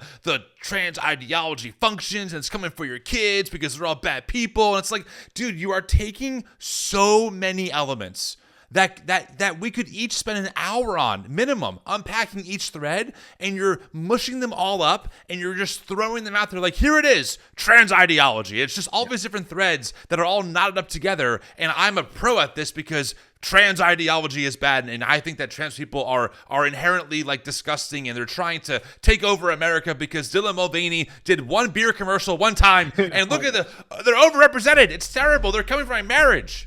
That's what he sounds like. And this is the thing, is that the term for what he's doing here is called a gish gallop, where you just keep throwing wrong things into the meat grinder fast that it's impossible to correct all of them, right? Like some stuff is going to get through. And you can see how long it takes us to do a response video to his video, because he just keeps throwing all this stuff out there, and you're like, no, but like 7 layers deep of wrong here. and you're like, this is it's insane. All right, let's keep it going. On amphetamines, he campaigned, again, just like Michel Foucault, he publicly campaigned for pedophilia. He described himself as, quote, gaga, I'm not stupid, but I'm empty. You look across the board at the founders of this ideology, they were miserable, miserable men. Do we want to be taking our cues on... Yeah, what's up? He says, like, they're miserable. Actually, I want to let him finish the sentence here. Okay. Human flourishing and sexual flourishing from people whose own lives were such a wreck. And that leads us to our final... Okay. Okay, because I'm going to answer that question. I know it was a rhetorical question, Thad, but I'm going to answer for you. No, we don't, but you haven't accurately identified the origins of transgender theory, of trans theory and of gender theory. You have not talked about Simone de Beauvoir. You wanted an existentialist. You had an existentialist who is actually associated with the origins of trans theory, and it's the feminist existentialist philosopher Simone de Beauvoir, whom he completely lives out. He hasn't talked about Judith Butler. He has not talked about Talia May Betcher. He has not talked about Julia Serrano. He has not talked about Magnus Hirschfeld, who was arguably the origin person for the West's, so the European understanding of transness, who was a Jewish sexologist whose institute was burned down by the Nazis in a case of book burning in order to suppress ideology. And that man, whom every history of transness is going to mention and is going to talk a lot about, does not get mentioned by Thad here, because that man is actually quite a sympathetic figure whose life was destroyed and had to flee to England because he was a Jewish sexologist who affirmed queer and trans people. And this is where I am deeply frustrated. Like, this is where, as a trans person who does know the history of transness and trans thought, I'm just going to say that what Thad is doing is deeply unethical. It is bad scholarship, and it is bad scholarship which has the effect of making trans people look worse than we are on the basis of lies and frankly bullshit. That's why I texted you. I was like, yo, you want to respond to this? Because I'm not the person to respond to it, but I bet you are. And here we are doing it. So no, I that's really helpful. Honestly, I always learn new things from you. And this is like a really helpful reminder of just how deep all of these topics are. And look, frankly, for me, friends, it's another reason why I just genuinely distrust the white evangelical apologetics thing, because I just consistently find them so dishonest. And I don't think that they're doing it intentionally. I want to assume positive intent here, but even like reading Elisa Childers' book on deconstruction, I'm just like, have you talked to any of us? I mean, she talked to me, never cited me, which I asked her not to do. But apart from that, like, did you talk to the people that you're critiquing in the book? And I know a lot of them, she didn't. And I just found it just really like an oversimplistic misrepresentation of what's going on. So I just see a pattern all the time on this stuff. Even Vodi Bakken, he passed away. His book on critical race theory called Fault Lines. It's just a terrible book. I mean, it read like a Fox News Tucker Carlson segment, and it was paraded around as some big rebuttal to CRT. The guy had no clue what he was talking about, and that's coming from someone who's only read 1 or 2 books on CRT. I read like 1 Derek Bell book, and somehow I'm supposed to know more than Vodi Bakken does on a book that he wrote. It's wild. No, but I'm with you. Like, this is, to me, and speaking just as a Christian and a theologian, the deep problem I have with apologetics is that it is interested in it takes as its starting point the need to defend a particular truth claim, right, rather than a commitment to following truth wherever it leads, right? Like Jesus, yes, as a Christian, as a follower of Jesus, this is the God man who claimed to be the way and the truth and the life. If I am following truth, then I cannot start from saying this is truth and my entire project is going to be about defending a particular proposition. I have to follow truth where it leads, where he leads, where God leads, not just allow that to happen to me. And so I really do think that on one level we can say, right, no, I think it's true. I think we could do a whole nother video about why I think deconstruction, honestly, is the more Christian response to truth, the more Christian epistemic approach than apologetics is. Yeah. Apologetics Speaking of deconstruction, Antichrist, right? All right. Let's go to the great deconstruction man. This is the only name I recognize, and I'm like, what the hell is Jacques Derrida doing on this list? But I can't wait to find out. You won't know afterwards either. Member of the Scandalous Seven. This is another Parisian, just like Jean-Paul Sartre, another Frenchman. That's Jacques Derrida, born 1930, passed away 2004. Most famous book, Speech and Phenomena. He inspired queer theory by deconstructing language itself as an oppressive power play. So all the pronoun debates raging in our culture, you can lay a lot of that at the feet of Jacques Derrida. He said that words like he and she, or man and woman, or husband and wife, or mother and father, these are false binaries, and they're just tools of subordination. Okay. Pause. Okay. So pause. The stretch here, I'm surprised that his arms haven't been pulled out of joint by the stretch he is making here, right? So, remember Stretch Armstrong? Remember when you were a kid? It's very like his arms always fell off. Yeah, that's how I feel here. No, I mean, seriously, we're dating ourselves. No, trans people's use of pronouns and the terms that we use to talk about ourselves in kind of gendered ways have nothing to do with Derrida. Like, this is not based on post-structuralism, right? I don't use she and her pronouns because I have deconstructed gender to the point that I think any terms can use, and I'm playing with it, and I'm trying to like put things in people's face. I use she and her pronouns because I'm a woman, and I know I'm a woman because I'm trans, right? Like, that's how that works, right? Like that.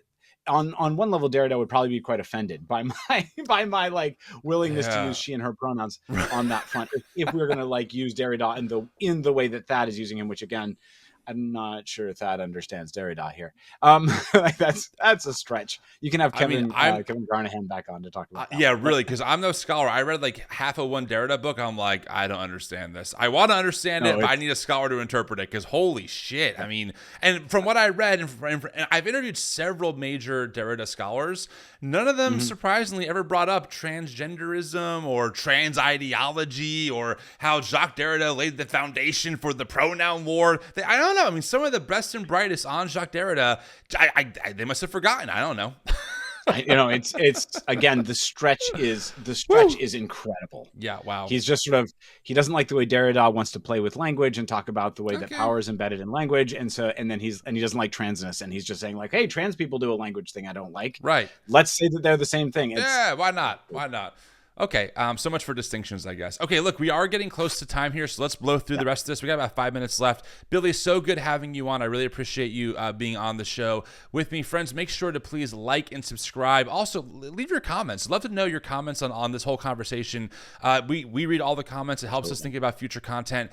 If you're looking for a place to land theologically or looking for a place to call home, join TNE Connect. It's a free thing to join that we offer here at the New Evangelicals as a 501c3 nonprofit. There is no cost. We do tons of Theology 101 classes. We have a space only for queer folks called Rainbow Conversations that we do every single month now, I believe. We're doing a book club. So that's a great place to join in and to also check out podcast episodes, all of that stuff. If you want to find all of our podcasts on YouTube, we have a brand new channel out on the New Evangelicals podcast YouTube page. There should be a link on our channel here. You can click on that. Make sure to subscribe. You can get access to the TNE podcast, Tim and April show, Advocacy Hour. We do a lot of stuff. That's all I'm trying to say. So make sure to follow along.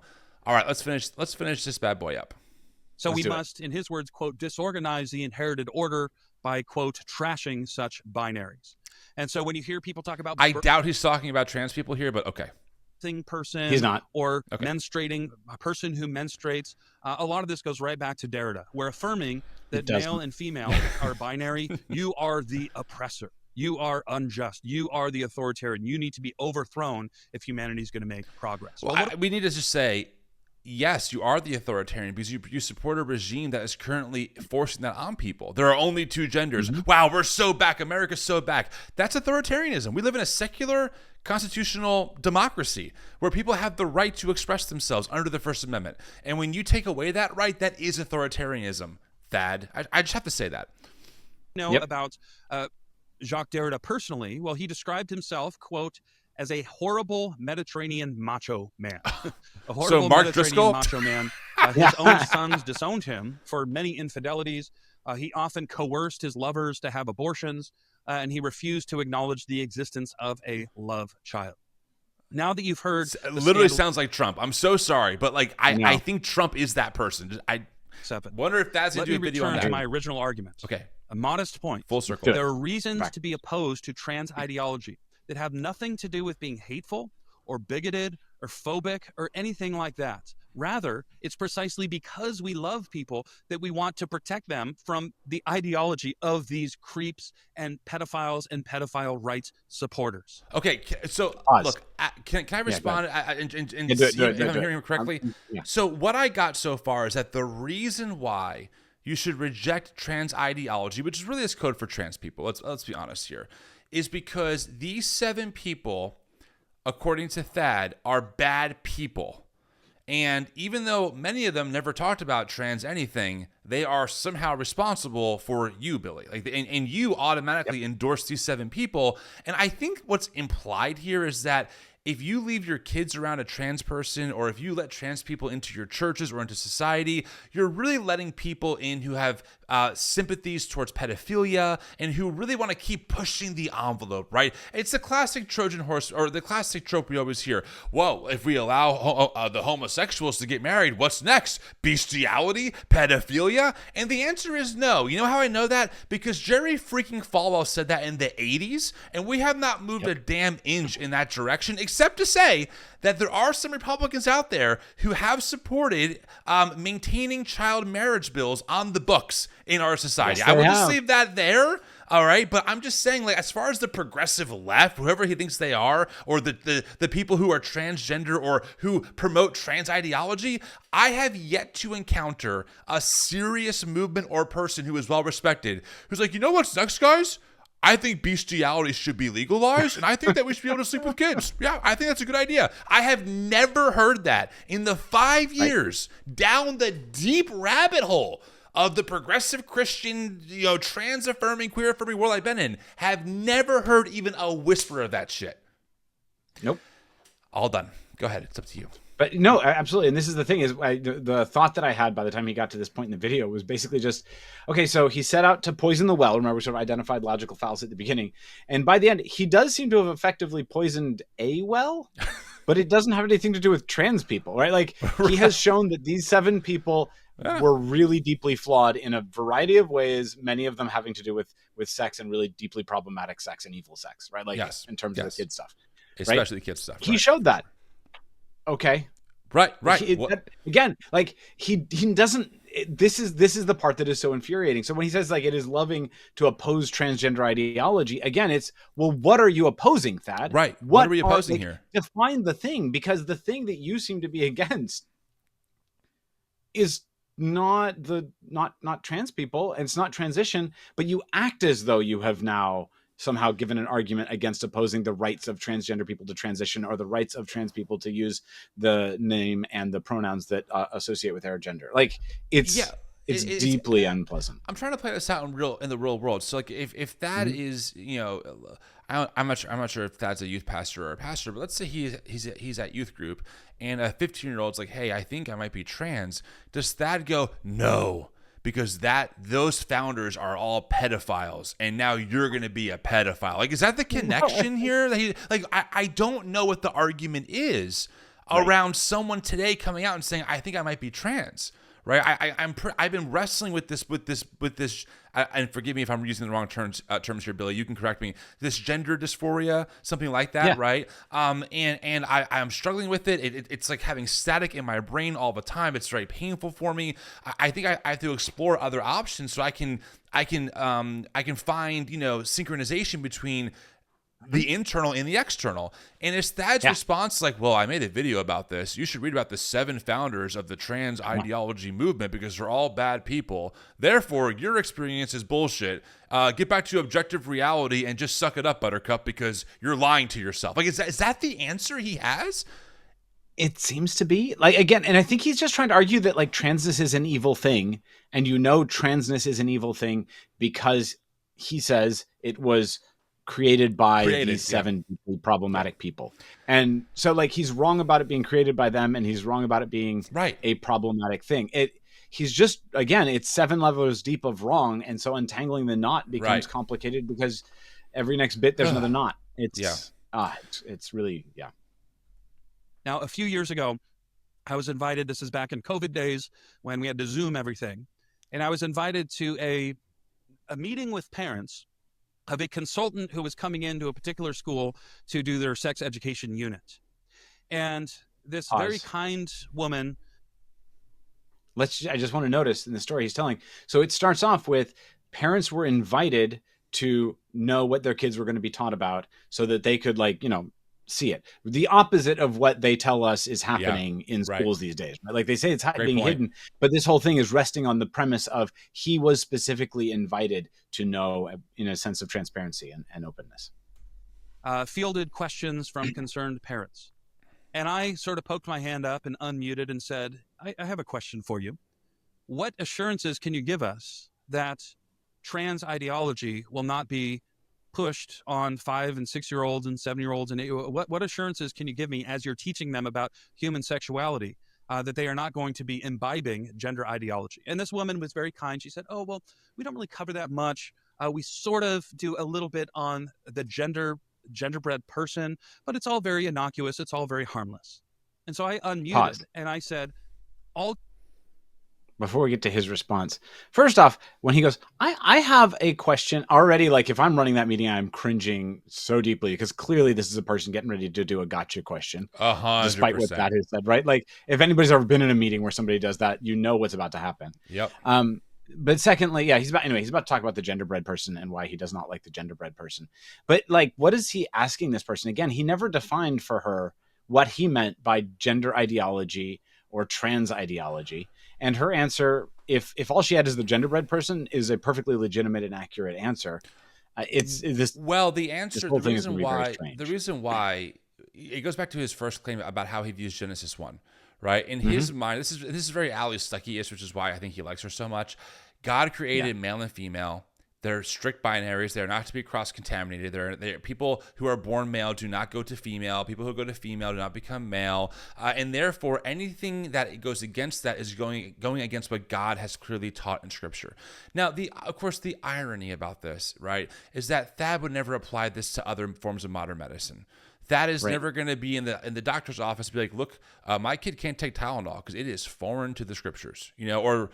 Well, I was Well, going now to say maybe. I was going to say vaccines and be like, well, maybe vaccines he's against now. I don't know. I don't want to put that into his, those words in his mouth. But my point is that like we do all kinds of things because science trumps sometimes maybe what the Bible says about certain issues, right? I mean, the Bible talks about going to the ends of the earth. There are no ends in the earth. The earth is round, not flat. And no one would, I doubt that would be like, no, the Bible is preaching a flat earth. He'd say, no, that's metaphorical. I would disagree because how would the ancient world know the earth was round and not flat? But whatever. I'm just making the point that like, it's interesting that he sticks on this point by pulling from Genesis 1, I think it's 127, and therefore now saying, if you teach my kids that people exist on a spectrum of gender, right, you are now going against my religious belief. That I think that's kind of how he gets there. Yeah, no, he's pulling a Moms for Liberty, and we'll see it as it plays out here. Respect, the genderbred person is not nebulous. It's not harmless. In fact, the genderbred person, the whole idea that your gender and the way you present and your sexual orientation is all different from your sex, those ideas come straight from the very people I don't think any parent in this meeting would want within 100 miles of our kids, especially teaching their views of what it means to be a sexed human being.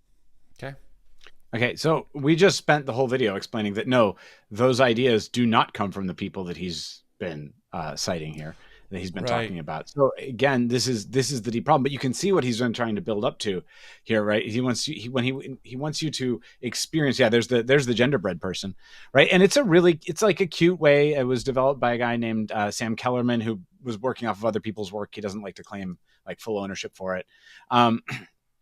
But he popularized it, and especially this version of it.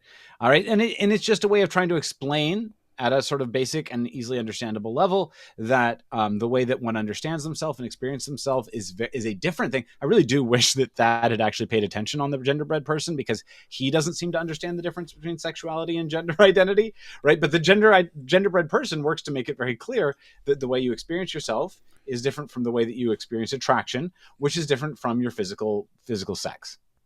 And all of those are different from the way that you like dress and present in the world. You can have feminine men, you can have masculine women who are cis, right? Like that's all the genderbred person is trying to explain. Look, there was a time when pink was seen as a boy's color and blue as a girl's color.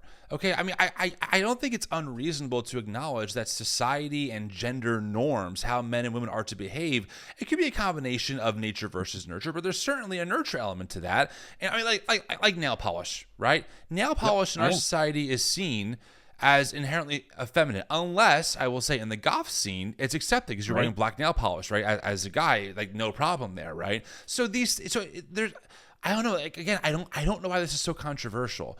I don't know what's the big deal. Again, as we understand how the brain works, as we understand how complicated gender and sexuality and our sex and how our brain interprets that and how societal norms shape how we move through the world, and some people don't really fit into the norms. I don't know why that's a problem for this dude, especially given that trans people are like 1.5% of the U.S. population. Like they are a minority. And this is the thing that this is what we should see behind what Thad is doing that is concerning, right? Is because Thad's implicit claim here is that it is wrong, disordered, bad, whatever, if a person whose sex assigned at birth is male, if that person does not have what we experience as a masculine gender presentation, if that person doesn't identify as male, doesn't have a masculine gender identity, right? And that person is not attracted to cisgender women exclusively, then that's all a problem, right? That's what he's saying when he says that those four things are not separable, right? When he says the idea that those things are distinct comes from these 7 bad people that he has been telling us about. He's telling us that those 4 things should not be seen as separable. They need to be permanently and entirely linked, which is just factually wrong and ethically problematic, right? And so you want to imagine this is why people have been worried about the links between white Christian nationalism and more straightforward evangelical theology and thinking, right? Because at the end of the day, you do start to see this resonance between evangelical apologetics and that white Christian nationalist heteropatriarchy that says men have to present a certain way, women have to present a certain way, men have to behave a certain way and be attracted in a certain way and think of themselves in a certain way, and so do women. This very confining, very restrictive way of thinking about that just happens to look like them. Ironic, just right? happens to look like them. What a coincidence that they just happen to sum up how God wants them to live, that everyone else must now assimilate into. Like, wow, talk about like the jackpot, the timing jackpot to know all of that. Right. All right. Let's because otherwise they're basically just like big fans of Harry Benjamin and John Paul Sartre or something. Yes. Right. No, it can't be that. They're just reading the Bible objectively, Billy, clearly. And let me just say, in that meeting, I saw parents start to come out of the woodwork and realize, wait, we can question this stuff? We can actually push back? Thad, the culture warrior. And it created this momentum, this flood, this avalanche of parents saying, we don't want this stuff anywhere around our kids anymore. And so I close on that story because we're in... He is taking credit for doing a Moms for Liberty on this one, right? Like, this is that he is saying, like, look, first off, parents have always known that they can challenge anything they went to at a school board. I've been a teacher since long before all this started. Trust me, parents have always felt like they can challenge whatever they want to challenge. But what he is talking about is this moment that we're in. And if the people who are listening, watching, want to go and check out, there's a podcast right now called the Anti-Trans Hate Machine that's doing a really incredible deep dive right now into the anti-trans origins of like Moms for Liberty, or like how they built it in. They started off with anti-masking and went into anti-transness. It's a really, really good series, but he's taking credit for being like one of the people pushing this thing that has led to incredible destruction in our public school system. Yes. It's really, really quite and I don't want to put this on Thad, I don't know, but part of the white Christian nationalist and evangelical playbook is to dismantle the public education system. Right. I mean, this is why the Department of Education has been dismantled. This is why you have folks out there who have started the homeschool phenomena, right? Telling people to pull their kids out of public school. You can look at Jerry Falwell when they started integration, saying, no, you can't have your white kids with black kids. Let's start private schools. There's a larger agenda behind this. And again, I want to be credible. I don't know if Thad would support those things. He might not. Okay. But in the world he occupies, there absolutely is a goal to dismantle it. All right, look up R.J. Rush Jr.'s work on this. He called the public school system just indoctrination camps for Marxists and communists, right? And it's interesting as a Christian why Thad wouldn't be, as a Christian, all about accessible, quality public education for all of our children, right? Like, I think the Christian position should be more like, hey, as a teacher, are you getting paid fairly, and how can we advocate for a better wage for you because you're teaching our children? You know, this is anecdotal, but can I just say one thing while we're here? Maybe we can end here. I'm not sure what else he says. It's a couple minutes left, but just briefly, friends, my child, our oldest, he's 5, he's autistic, he's in the public education system, and I did my first ever field trip with him the other day. I took him I was one of the chaperones. We went pumpkin picking, and I'm talking to the school bus driver. She's like, I just love the kids. She's bouncing on her seat. I love doing this work. The teacher's been a teacher for like 25, 26 years. The special ed teacher has been her right-hand person for 25, 26 years. All the teachers, you can tell, love the work. My son has a 1-to-1 aide. She's brand new. Can't wait to work with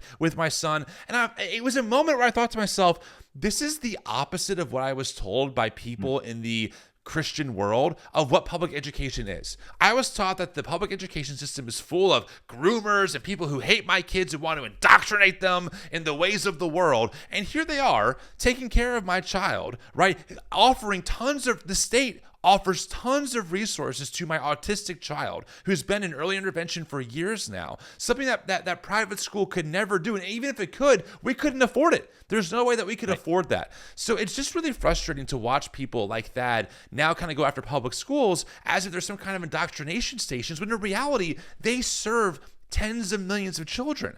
Don't we want, pragmatically, don't we want a robust public education system where our teachers are paid fairly, where kids are taught good quality education, where they learn how to socialize, where they learn how different types of people move through the world?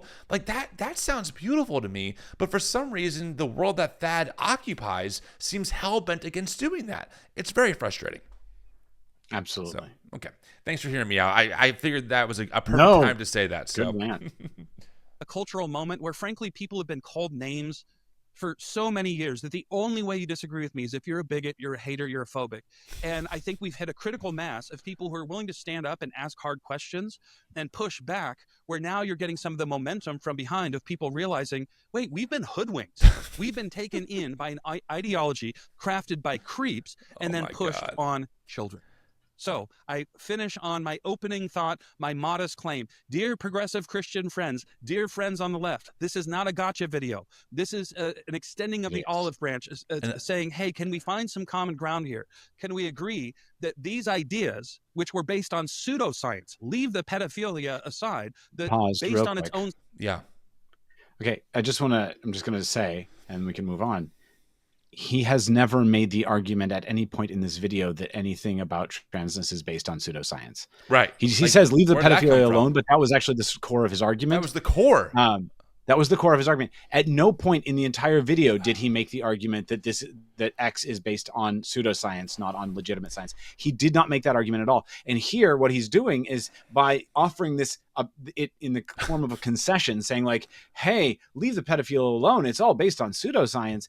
He is both trying to hide the fact that his entire argument is a poisoning the well argument, and he is trying to get us to believe that it is based on pseudoscience without ever having made that argument. And I think that is incredibly disingenuous. That is shocking. That is cheap rhetoric. It is not a pursuit of truth as a person who calls himself a Christian and a philosopher ought to be engaged in. And this is his version of extending the olive branch? Right. I would hate to see him be a bad faith actor. I know. Scientific merits, it has since crumbled like a house of cards.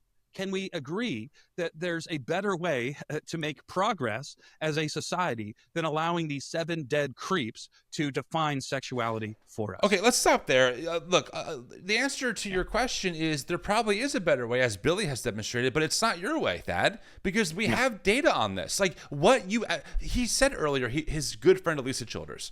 Okay, these are not people who are ever in any world going to even tolerate a trans person having access to gender affirming care. They think Preston Sprinkle, and I know you have a lot to say about Preston Sprinkle, is too but you're right about liberal. They think Preston Sprinkle is a woke liberal, partly because he allowed me to speak at his conference and be challenged by 4 conservatives on the stage. Okay, I mean, you say it. I'm gonna plagiarize you in front of you, Billy. But Preston Sprinkle is the sweetest poison, right? These people think Preston Sprinkle is too left wing. I would love to know. I'm assuming you're watching at least part of this. I would love to know what your answer is for the trans person. What's your answer for Billy? I mean, I would love to know when he looks at you, Billy, a trans woman. What is his answer? Is he going to say, well, you need to detransition and you just have to go back to God's created order? I don't want dogma. I want data, right? I mean, Thad would say he cares about truth. He cares about objective reality. He cares about science. He cares about all these things. Okay, then look at the freaking data. And also, given what you just did in this video, pulling 7 people, most of which have nothing to do with transgenderism or the scholarship on how we understand transgenderism in the European Western context, considering that you pulled almost no one who did that, you made complete connections that don't even exist, and you call that like good work. I'm a little skeptical of what you have to offer here. Like I'm on the skeptical side. I really am, because the world that Thad is promoting, right, is killing our trans neighbors. It's killing my queer neighbor. I mean, Billy, I don't want to make this a sad ending to a video, but we have people in our life. Billy, one of the things that you and I were at the QCF, Queer Christian Fellowship conference. And we talked to people who said, under this administration, I'm making my wills. I'm writing a will because I'm genuinely afraid for my life based on the rhetoric that Trump and Michael Knowles and Matt Walsh, all these people inherit. Right? I am scared. Thad doesn't give a crap about that. He does. What he would say is, no, I do care. But the most loving thing I can do is tell you the truth, Billy. And the truth is that these 7 men are pedophiles and that you're not believing God's best for you. That's the poison. It's they sound so nice.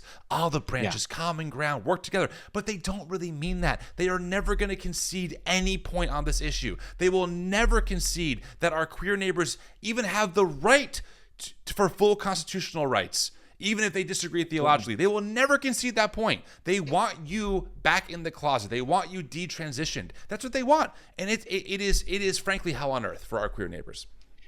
And it is, and I want to do this as let's tie up and call back to some of the points we made earlier on, right? Like, I think I got a little excited a couple of times, but I think actually we've been pretty chill throughout this whole thing. Certainly the amount of frustration and irritation and like just even anger that I have about the lies and the falsehoods and the misrepresentations that Thad is making in this video, like I've been holding a lot of it in. Like, I'm going to tell you, Tim, the next like appearance that I have scheduled is this coming Tuesday for a family who are trying to raise money to get out of the country because their trans child is no longer safe here. Wow. Right. Like my friend Jennifer is trying to get out of this country because their trans child isn't safe here. And I'm going to try to be on a live stream to try to raise funds to help a kid escape America because of the work of people like Thad. Right? Like that is a direct connection. And to then sort of say like, hey, I'm this friendly guy coming on so that I can come and just say lies about you and we all have to stay very chill about it, is a problem. Right? This is a fundamental problem. And despite that, if Thad is in good faith and could find a way to convince me, and at this point after watching the video, it's going to be hard, I would be interested in talking to Thad. I would actually be interested in sitting down and talking to him and asking how he reconciles the incredibly low quality of his scholarship in this video and what he's saying about trans people with his stated commitment to following the Savior who is the way, the truth, and the life. No, well said. Listen, Billy, I appreciate you taking, how long did we go? Almost 2 hours out of your day. No, it means the world, and I'm sure we'll have you back on soon. Like I said, friends, our interview with Billy is going to drop in November on the New Evangelicals podcast YouTube channel. There will be a link in the show notes. Make sure to subscribe to that and all of our other channels. I really appreciate you, Billy, for making time. Thank you so much, and we'll talk again soon. Absolutely. Awesome. Hey, friends, I would love just to know what you think about this video. Make sure to drop a comment below. Give the video a like, subscribe to the channel, and don't forget, the New Evangelicals exists to help expose Christian nationalism and help you find a better path forward in your faith. Good news! You don't have to choose between loving your trans neighbor or loving God. Perhaps the way you demonstrate your love for God is by how you love your trans neighbor. Is that possible? It absolutely is. I really recommend that you join TNE Connect. It's our free online community. You can join via a web browser or by app, anywhere that you get your apps on Android or Apple. It's a really great place off of the all-seeing eye of Meta. It's its own private space. It's totally free. We have so many free resources. We have a community that is in conversation with each other. We do all kinds of stuff, so please make sure to join. Thanks so much for being here again. Really would love your thoughts. I appreciate your time, and thank you, Billy, very much for making this possible. Talk to y'all later.